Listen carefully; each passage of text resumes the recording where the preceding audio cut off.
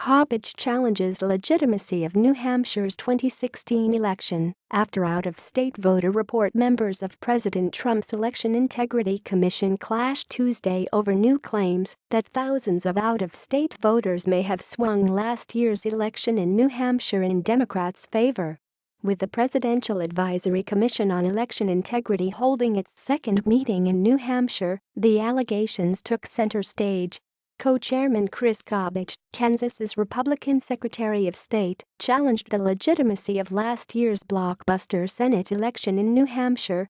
New Hampshire's longtime Secretary of State Bill Gardner, a Democrat, fired back, saying the results were real and valid. The session at the New Hampshire Institute of Politics came less than a week after Kobach charged in a column on Breitbart.com that voter fraud in the Granite State may account for Democrat Maggie Hassan's narrow Senate victory last November over incumbent Republican Kelly Ayotte. Kobach cited a report compiled by Gardner and released by Republican State House Speaker Sean Jasper.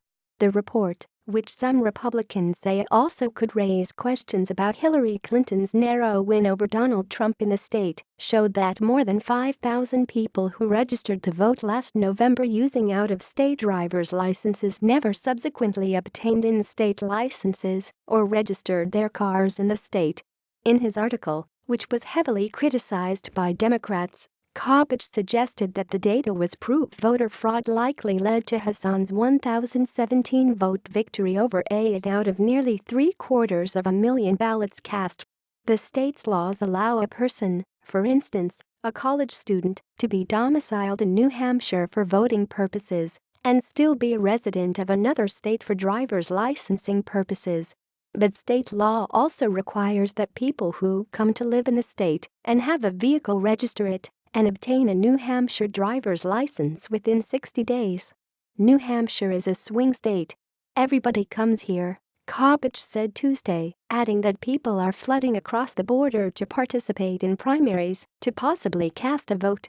Kobach charged that until further research is done, we will never know the answer regarding the legitimacy of that particular election.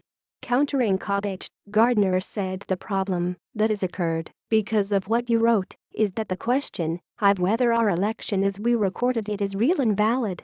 And it is real and valid. Gardner pleaded that we all need to stay focused on the marching orders from Vice President Pence, the commission's chairman, that we work in a way that we don't have preconceived, preordained ideas of what the facts are going to turn out to be.